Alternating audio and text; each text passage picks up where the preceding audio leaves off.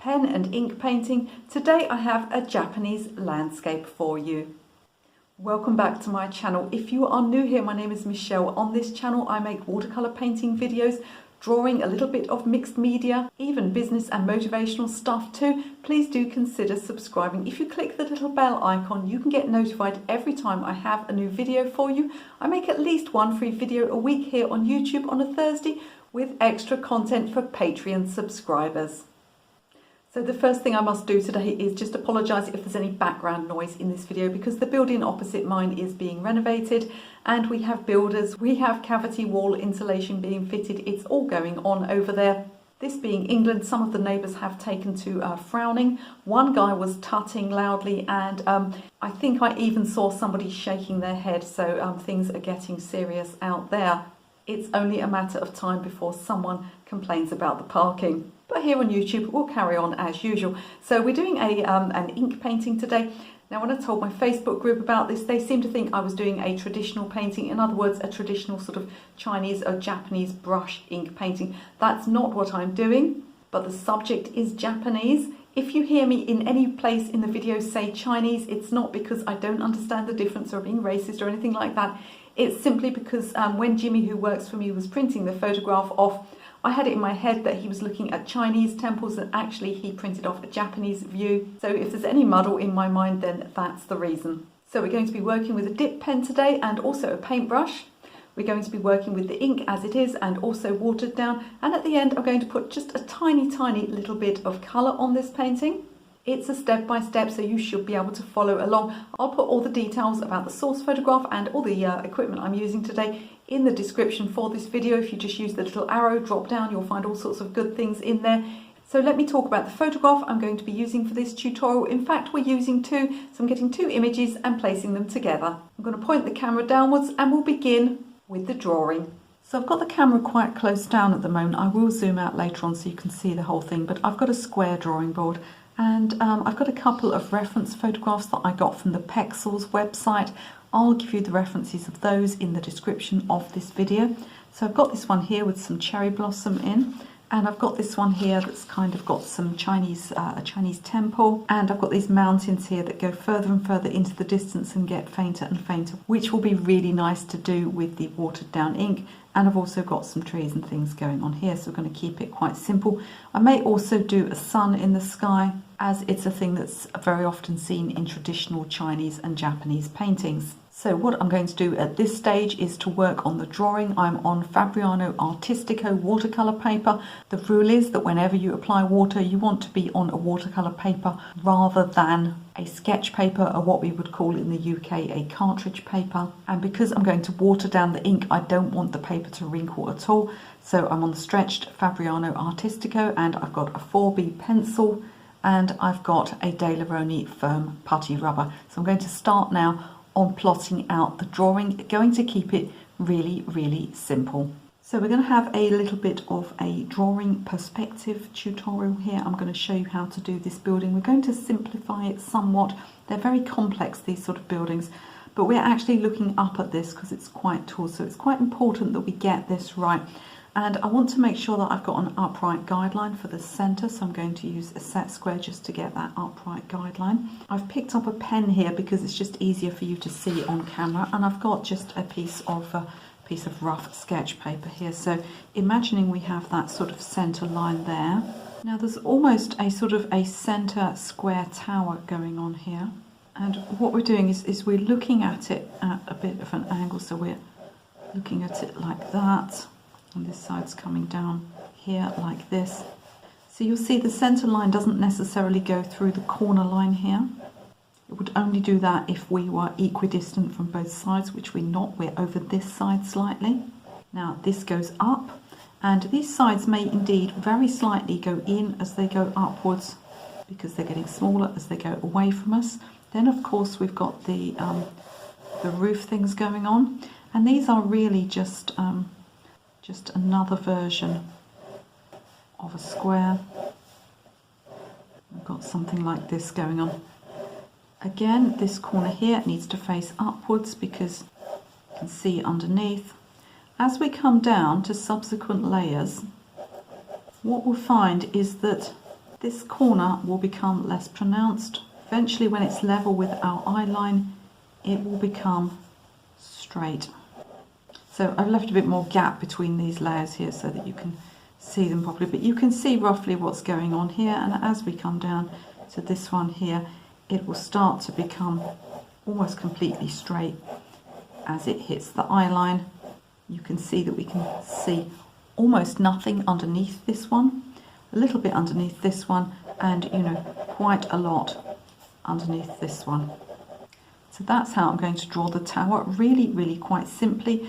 There's a sort of a house next to it, or a part of a temple perhaps, and we've got a little bit of a slope to the roof, and again we've got this curved shape, and again we're looking very slightly up at this, so that corner there is going to slope just slightly. So everything goes back to being a cube. Do have a look at my building perspective videos if you're struggling with this at all, but it really can be done very simply. We're not going to put a whole lot of detail on it. So I've roughly sketched in my my temple, and I really like, there's a nice little sort of a nice little fence that's sitting on top of a wall, so we can put that in as well, and it seems to sort of slope down a bit as it goes around here.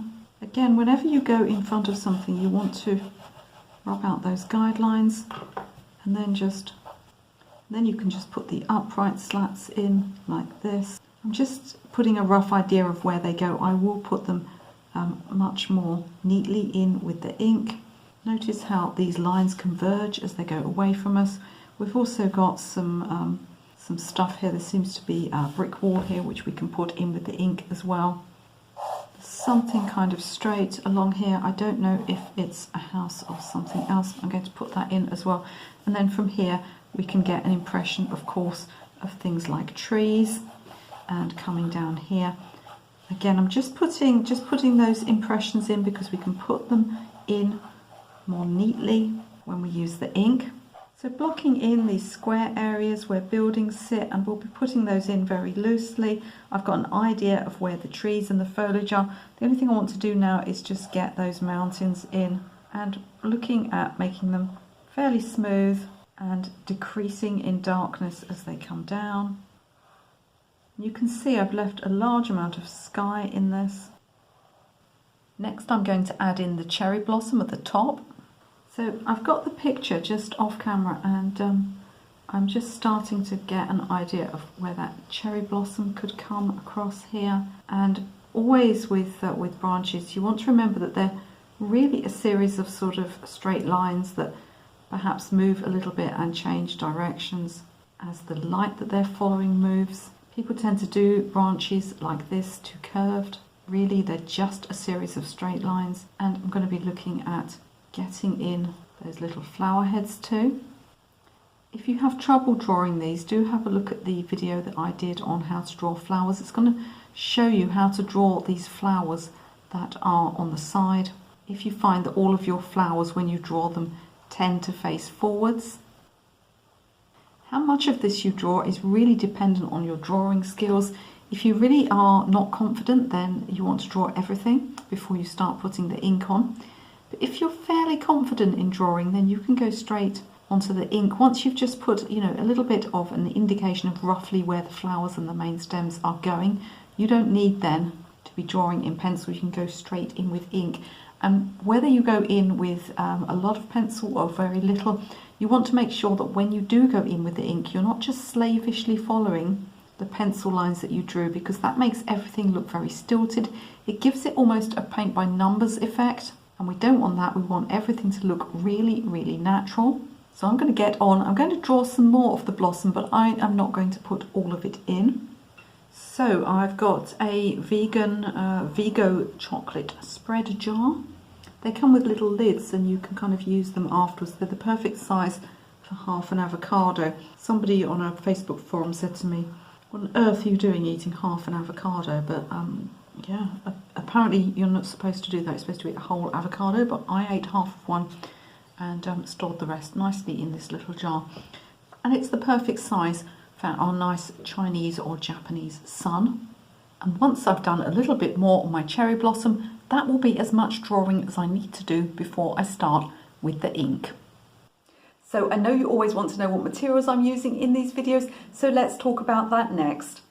So I've got some Jackman's Black Indian ink. Now this was sent to me a few weeks ago to try it out. It's very good, it's very waterproof. However, I did think to myself after that, is this actually vegan? And I had to actually ask the manufacturers, and they had to do some investigations, because Indian ink is traditionally made with shellac, which is a secretion of beetles, but you do get synthetic shellac. Now it turns out that this is not a vegan product, but those of you who watch me regularly probably realise that I am quite a pragmatic person. There's nothing worse, in my opinion, than environmental waste. So I will not be wasting this ink that has been sent to me. Just be aware that it is not vegan ink. Jackman's will be, I believe, in the future doing some acrylic ink, which will be vegan. But in the meantime, I will be using this up. I do not sell non-vegan products, and I do not buy them myself. But it is just a fact of life that I have many in the studio, and many have found their way to me in years gone by. And environmental waste does damage animal lives, so I'll be using this ink. What I'm going to do is decant it into this little, I think it was a lip balm pot, because it's always helpful to put it in a small little inkwell like this. If you don't have lip gloss pots like me, if you're a gentleman, then you may find that you have something like a little candle holder or a little butter dish or something like that. Always a good idea to decant your ink so that you can have some control over how deeply you are dipping the dip pen in. And I'll be using a traditional dip pen like this. The nibs of these come out. These are really, really very cheap. I don't always see them on Amazon. Sometimes you have to track them down in little local shops and local stores. This is the pen I'll be using for this tutorial. So I've got my ink here. I've got a paintbrush. I've got my dip pen. I've got some paper towel, and I've got some clean water in a jar, and a little palette here as well. So I'm going to show you the different ways that this ink can be used. Now if you have a liner pen, what happens is the ink dries the second that it hits the paper, usually because it's got alcohol in, and that's the end of it. You put your ink on, it's dry, and then you put your watercolor on top. With this we have a lot more flexibility. Now if you're using acrylic ink, if you've got something like, I quite like the Daler-Rowney FW ink. There's also the Winsor & Newton, that comes in lots of colours too. I use sepia probably more than anything, but this is a nice black that we've got here. It's quite a natural looking black. So you're going to dip in and make sure that you don't have a bubble of ink on the back there, because then you'll get a drip. You want to hold this close to where you're working, which is why we decanted it into this small pot, and why it's not too deep. Because if you go straight into a large ink pot, then what can happen is the ink can go right up the top there and just end up with too much. So you can dip in and you can draw like this. Unlike a liner pen, you'll get a much more sensitive line that gets thinner, so it's much more painterly. If you buy one of these dip pens and you find that it's just not picking up any ink, sometimes they just need to get a bit older. It's one of these things where once they get a bit clogged up and a bit rusty, they get a bit thicker on the nib, and then you can sort of pick up more. So if you find that they're not picking anything up at all, try a thicker nib, or just let them get a bit mucky. So what we can do now is we can spread this ink out. You see, as I put the paintbrush on, it's bleeding a little bit. So what we can do is we can draw a line like this. We can get a wet paintbrush and we can just bring some shadow across. Look how easy that is. You can do so much with the ink while it's wet that by the time you come to put the watercolour on, you really need to put very little at all on. And in this particular ink drawing, I'm not going to be doing a load of colour on top. We may just place one colour in one or two places. You can do almost everything with the ink. Another thing that you can do is dip in it, and then if you go onto a wet surface like this, you'll find that you get kind of a furry effect. So you can imagine how pretty this can be for tree branches. You can make little dots like this and see how it spreads out. You can layer it, so of course we could allow this to dry, and then once it's dry we could put, you know, much crisper shapes on top. We have all sorts of opportunities for doing that. Another thing we can do is to paint with the ink. Now I really don't want you to dip your paintbrush into the ink because it's very strong, and if you've got an acrylic ink it may be even stronger. But what we can do is we can put some clean water into our little palette and we can decant some ink into it. And depending how much ink we put in will depend on how dark the ink is when we paint with it. So we're going to do this for the mountains in the background, and we're going to add more and less water depending on how dark or how light we want it. So I could put more in here. You want to take care with this that you're not constantly putting water into the ink. It can end up getting very washed out this way. If you've got one, a little pipette can help a lot. And again, more ink in the water, and we then get something a bit darker. So you can see how we're going to be able to build up those mountains, those structures, and use the ink to add almost all of the details. So we're going to start with our ink now. We're just going to place a very slight graduated wash at the top of the paper, just to give a little bit of depth to the sky area. So I'm going to start by adding sort of a blush of shadow to the top of the sky. I'm going to wet the sky a good distance down, and then going to add a little bit of ink to the top. Now I can't tell you how important it is at this stage to work quickly and to stay on the area of paper that's wet. Don't wet it and walk away for 5 minutes, because whether you're working with shellac ink like this or acrylic ink, once it's dry, it's pretty much permanent. We want to get that nice graduated effect, so we're going to work quickly. We're going to apply while the water is still wet on the page. No puddles. I'm going to have a piece of paper towel on hand, so I can control the amount of water on the brush and the amount of ink on the brush. We're going to apply it really, really quickly and leave it alone before we start getting any drying lines. So what I've done here is I've applied the water to the page like this. You can see I started the ink already, but I want to add a little bit more. So I'm going to apply that up the top there. And then I'm just going back in with my flat brush, and I'm going to really spread this ink. Now, it's important that I don't work on it too long. It's also really important, I'm just dabbing the brush off the camera and dabbing the brush onto a piece of paper towel. Really important that I don't allow puddles to form here. Remember that sweeping across here too much may remove the sizing from the paper, so we don't want to overwork it. And all I've done here is just put a little bit of colour into that sky. I'm just blending down here with some clean water because there was a tiny bit of ink down the bottom. So really looking to get that smooth effect. Don't worry if you get any straight horizontal lines appearing. You'll always get away with that. What you want to watch out for is that there aren't any crazy sort of strangely shaped drying lines. If there are 1 or 2 horizontal lines, it's absolutely fine. So let's look now at getting the mountains in. They fade gradually into the distance. They get fainter as they go away from us. This is known as aerial perspective. It's really easy to do. Now I'd like to work on the sun next, but I can't do that because the paper's a little bit damp up there and it would bleed. So what I'm going to do is work on these distant mountains. Now the idea is that they get fainter as they go into the distance. What I could do would be to paint this one at the back and then let it dry and paint the one in front, but what would happen there is I'd have to sort of nudge one up against the other, and I might end up with a bit of a white gap. I also might end up overlapping the ink just on that fine edge, leading to sort of a horrible outline effect. So what I'm going to do instead is start with the lightest shade and come all the way forward. When I get to the front here, I'm going to fade out with clean water so that I'll be able to go across the top with these darker things in the front without there being any strange lines underneath. So I've mixed some of my ink, I've mixed it with some water here, and I've tested it out on a piece of paper here until I'm sure that it's the exact shade that I want. I'm also going to clean up a little bit with this eraser first and just remove any little lines that don't need to be there. Because this is going to be a light colour of ink, it would be easy to trap sort of pencil scribbles and things underneath, and I don't want to do that. So now I'm going to work in. I'm going to make sure that I stir my ink, particularly as this is a shellac ink. It may tend to granulate and settle, so I'm going to keep stirring as I apply and just start working methodically from one side and going up like this and keeping the edge wet all the time and coming across. I'm going to avoid puddles like this and just working across. You can see I've dripped a little bit there. We're not going to worry about that. There's lots of things in the foreground as well, and it's really easy to get overly excited by mistakes when really the best thing is just to leave them alone. I'm also getting 1 or 2 tiny splatters go up into the sky. That is something that typically happens when you're working with very wet paint or very wet ink. It's really easy for it to splatter.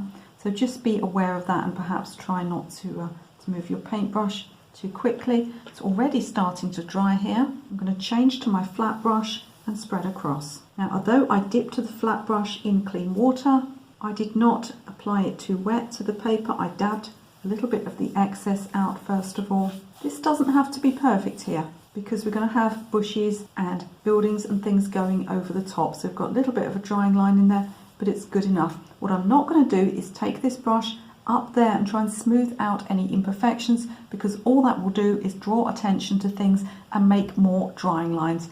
Just like watercolor paint, you don't want to mess around with it when it's damp. So you can see I've added a second layer here. I've just allowed it to dry. I'm now going to go in again with some clean water. I've mixed up some more ink, a little bit darker this time. We're going to put that third layer in. Again, wetting the bottom edge and then going in above, just so that we get this layered effect.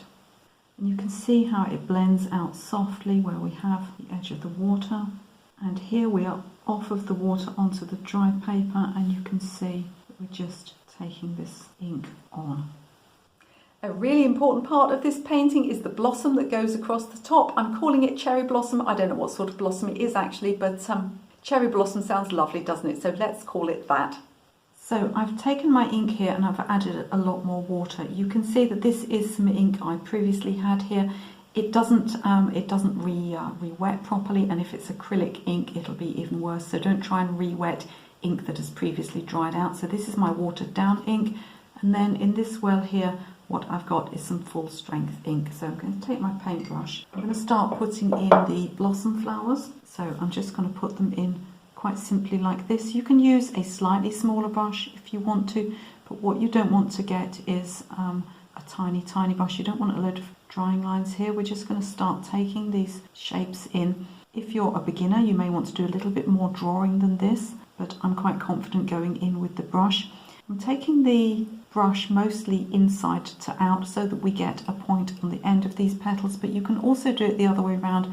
If you've got a petal that's quite pointed, you can sort of blot in like this. Now once the ink gets to the stage where it's partially dry, what I'm going to do is get a little bit of a dark centre. So although there are some strong opaque markings in the centre, there's also a little bit of shadow. So what I'm going to do here, we're going to keep it really simple, and we're just going to dip in with the dip pen to the ink, and I'm just going to drop some ink in the middle there.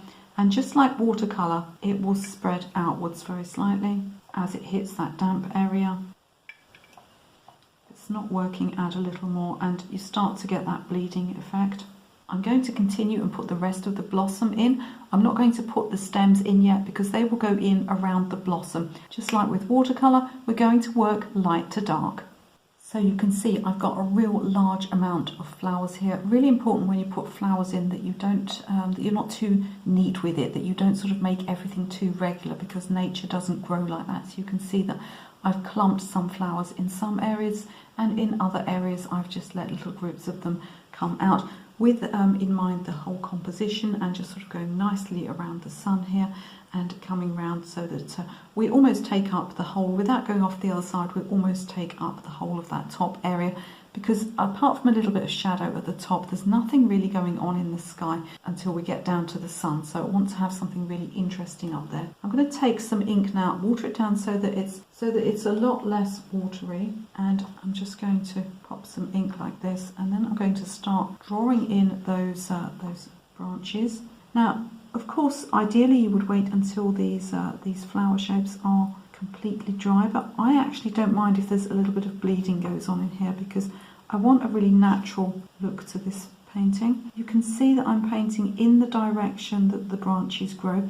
This is really important, because what that means is as the brush moves along, the ink will get less and less, and you'll get that nice tapered effect that happens as you lift the brush off the paper. So I'm sort of painting now in between the blossoms like this, and I'm going to go in a minute in with the pen and get the narrower stems and some of the details in the centre of the flowers. But at the moment all I'm doing is taking in the largest of the stems with the brush.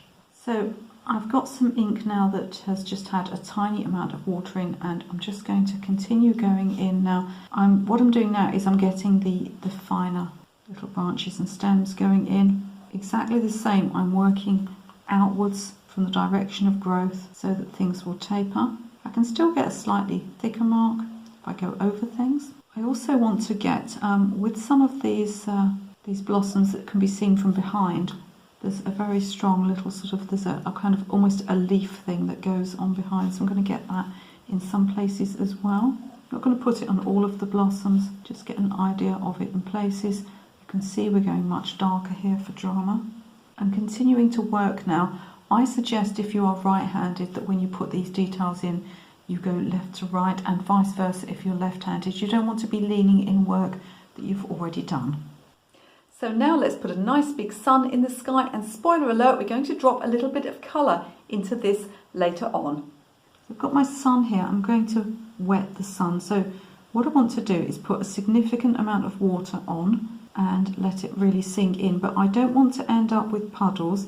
I'm not going to go quite to the edge of the pencil line, because if I do, what could happen is I could accidentally take the water outside of that pencil line. If this happens, just stop, let it dry and start again. The ink will follow the water, so if I were to take the water outside of that edge, what would happen is when I put the ink on, it will also bleed outside. We don't want that to happen. So I don't want there to be too much puddling here. I lift a little bit out, dry my brush on paper towel, and then straight away I'm going to go in with a smaller brush, and I rarely go directly into the ink, but this is not quite as strong as acrylic ink, so I'm going to be brave, and I'm going to take that around the outside. You need to work quickly for this and confidently. Don't panic if it's not, 100% circular. It doesn't matter. We're just getting that outside edge. Follow along as best you can. Make sure that you can see the edge of your brush. Where people go wrong with this is they sort of start painting almost from the wrong side. So I'm trying to do this so that you can see, but if you're doing this at home, what you want to do is turn your board so that you can see where you're working, and we're going to take that ink around the outside and we're just going to let it bleed in.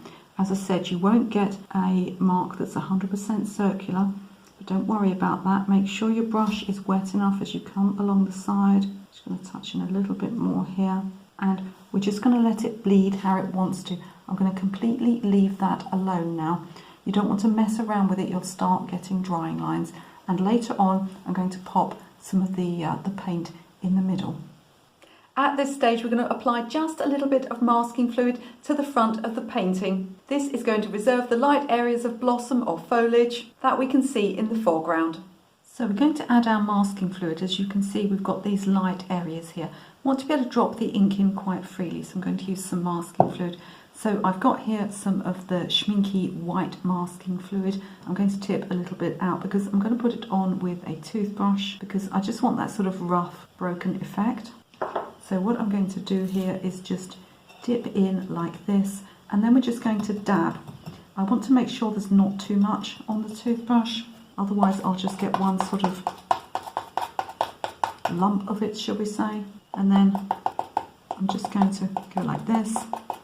Do make sure you're on completely dry paper at this point, and you want to be always looking back at how the blossoms and the bushes are looking in your picture.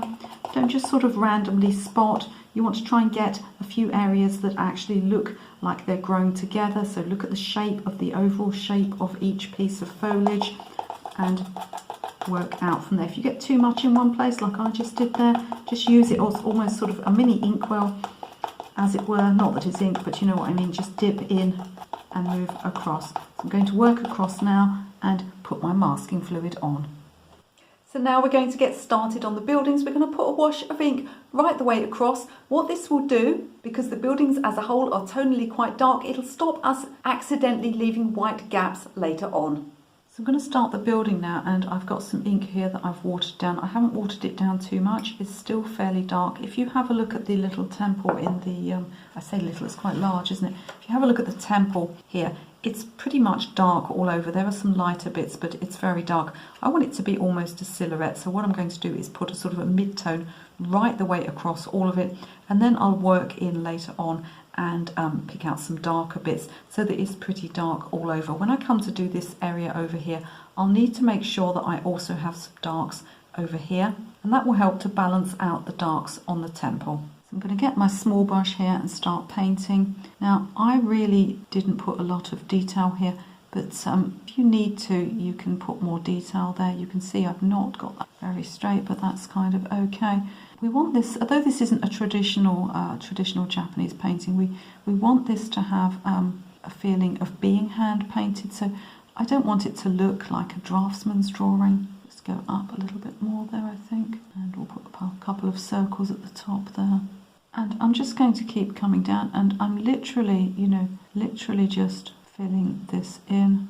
I'm going to add a little more water to the mix, simply because I feel that if I go quite as dark as this, I may not be able to see the pencil through it. So I'm just going to put a bit more water in as I come down. And I'm going to sweep on really quickly like this, so that I don't get a load of drying lines. I'm a bit happier with that. I can see the pencil lines through now. It's not the end of the world. I could always redraw those bits, but I'd really rather get it happening in one go. It's quite warm here in the UK today, which is probably some kind of mistake. So I'm going to change to a larger brush so that I don't get drying lines. I'm just going to work my way down. The trick to this is not to go over any areas twice, but just to keep that edge wet and keep everything moving and paint nice and quickly. So a distant city can be seen in our photograph. I wasn't going to put it in at first, but I think I will actually. I'm going to show you a really easy way of getting the impression of buildings in the distance without actually painting a single full building. So I want now to get an impression of the city here, but without sort of making anything too distinct. So just sort of square shapes, rough square shapes, and you can see we've got some darker bits in the middle here. So this colour that I've been using to do the temple, this sort of mid-tone, is going to be pretty good. We may put a few darks on top as well later on, but I'm going to start by putting those shapes in there. So I've gone back to my smaller brush. I've also got some paper towel here. What I can do is fold the edge and sort of get some sharp shapes in if I need to. So I'll use that if I need to. So I'm going to start going in here and getting these straight edges. Brush is a bit wet there, but it'll be okay as we paint more across. I'm just getting this idea of shapes in here. In places as well, I'll add a little clean water at the bottom of some of these buildings so that we just get that sort of, that area at the base that's a little bit indistinct. One of the good things about the ink is it dries fairly quickly, so we do get those square shapes are kind of almost reserved. I'm going to be working across here and just, fading down as I come into this front area here to give us that idea of a city and buildings in the distance. So let's get that foliage on. For the moment, we're going to leave that masking fluid on. So we reserve some light areas. We want a full range of tones in the plants and trees that are growing at the front. And that'll be really important to balance off against lighter areas and also the darks of the buildings. So let's get some foliage in. I'm starting with the exact same tone of ink, that exact same watered down ink, and just starting to put some little marks in. And you see we're just working across the edge of where we've got the city, and we've got those other little bits of masking fluid as well. So we want to take these darker bits at least up as far as that, because otherwise it's just going to look like random white shapes within the city. So we want to get up there like that. I'm going to also add some water, and we're just going to work in. I've got some ink here as well that's fully dark, so if I want to I can dip into this. So we're getting a loose effect here. And where I've got this lighter ink here, I'm going to go darker behind it. You'll notice that at each stage I'm just letting everything dry. Otherwise everything would just run into everything else. I can get bleeding effects by dropping wet ink into drier ink. I'm going to work across now, get these loose effects, and then in one or two places we'll get some harder edged shapes as well. So just while the buildings are drying, what I'm doing here is I'm just like getting a little bit more interest in the foreground part of the mountains, and what we're doing is just adding some water in places and then making something like a little bit of a ridge. So if I add some water here, I can just dampen that edge, and then I'm going here on dry paper. This is the exact same sort of semi-watered down ink that I was using before, and I can start getting a little bit of a mountain ridge going on there. Just clean and dry my brush so that I can blend this out. And this is what you would naturally get. You'd get a hard edge where there's a ridge, and then it would fade naturally as the shadow came across. Just gives those mountains a little bit more interest. So now the first layer has dried on our building, and we're going to go in and put some darks on top. We're still going to avoid photorealism. We're just giving a hint of details. We don't want this to overwhelm the whole picture. So working in now to get some darker shapes on the building and looking at the idea of sort of getting areas that are in shadow. Now, although I'm going on with the exact same colour here that we've already used, because I'm layering, I will get a darker effect. So it's like sort of, 1 + 1 = 2. Putting the exact same ink on, but you see both of them because just like watercolour, the ink has a transparency to it. So I'm going to take this in here, get this side of the building in shadow. And then underneath this roof edge where we've got really, really dark areas, we'll go in and we'll use full strength ink on those areas. And again, these shadow areas working here on this building, for example. And the benefit of going in first with an all-over wash was that we now won't end up with any strange white areas within that building where perhaps we don't match areas together. Working in with full strength ink while these areas are still wet, and what we can do there is we can build up, we've got some structure now that we're getting to this wall and these little stones that are in the wall, but it's bleeding because I want it to, basically. If I didn't want it to bleed, I would wait till it was dry, but we want that looseness to it. And you can see how I've picked as well this right hand side to put my shadows in. I can also start using this full strength ink for anywhere that I see being really dark. I'm going to keep working in with midtones and darks until I get the impression that there's some detail here, but not too much. So although this painting works very well as a monochrome painting, as a study, I do feel like just for fun adding some colour, and I've got one in mind. So I have this colour here. This is a manufacturer's sample and this is some genuine rose madder. Now it's not often used these days because it fades. It's what they call a fugitive colour. There's a reason why when you buy a pink it's sometimes called permanent rose or permanent alizarin. That's because reds are notorious for fading. But the truth is that when they reformulate a colour to be permanent, and thank goodness they do because it's a real help to artists, but when they reformulate a colour to be permanent, it's never exactly the same as the genuine pigment. And I've been looking for a chance to play with this pigment. It's a really subtle muted pink. Well, I'm going to put it on a painting that it doesn't matter if it fades, because if the ink painting works alone, then if the pink fades out, that's fine. And of course, I always have my paintings scanned for limited edition prints. Once you have a painting photographed or scanned, of course you have that colour fixed in the painting. So I thought it would be a lovely thing to do today, especially when I'm working with such a traditional ink and such a traditional subject, to use some genuine madder rose. So everything's dry. I've taken an eraser across these top areas here. Do make sure it's completely dry. And now I'm going to remove the masking fluid. You can either take it off with an eraser like this one, actually a bit of a firmer one than this one is good, or you can rub with fingers if you're careful. If you find it doesn't come off easily, it is much better to use an eraser. You can buy these special tools called magic masking fluid remover, or some such thing, but they're just textured pieces of plastic or rubber. Basically, you can get the same effect with a firm eraser. I'm going to take all of this masking fluid off before I apply the pink paint. So what I'm doing here with my genuine madder rose is I'm just adding a few extra blooms in. I could go on top of the ink, but that would dull things a little bit, so I'm just going to add a few extra bits, and I think that's really pretty. Just kind of going in between and around some of these other things, because this painting isn't designed to be realistic, it's just meant to sort of capture a certain mood. I'm going to keep adding a few of these in. I'm also going to work onto the sun in the middle, so I'm going to get more water in this. And if you're using paint at home, what I would do is get yourself a little palette and work some up in there, but I'm going to be brave and go straight on here. I'm just going to take a wash of colour right the way across here. I'm going over the ink as well and working really quickly so I don't get drying lines. If this is the first time you've done this, then do just mix up a big puddle. You can see I've got a little splatter there. I'll just grab a piece of paper towel in a second and blot that. It'll probably, once dry, it'll probably scrub out. The most important thing is not to panic when stuff like that happens.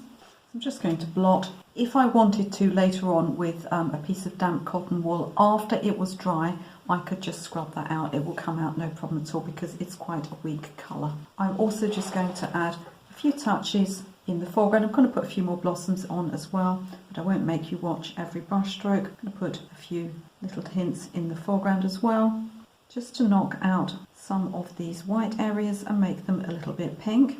Now, if you'd like to see what this finished painting looks like, because you can't always see all of it very clearly on camera, I will pop a picture of it into my Facebook group. It'll also be on things like Instagram and Twitter. But the easiest thing to do is just pop across to my Facebook group. And whilst you're there, you'll obviously want to click the join button, because it's the best group in the world, of course. And everybody's really, really friendly. And you'll have a great time there. Even if you're a complete beginner, you'll find lots of help and lots of acceptance. I'm really, really loving the way this colour is looking with the ink. So do let me know in the comments if you're going to have a go at painting this tutorial. Do you like working in ink? Have you never worked in ink before? It's really, really fun. I do encourage you to have a go.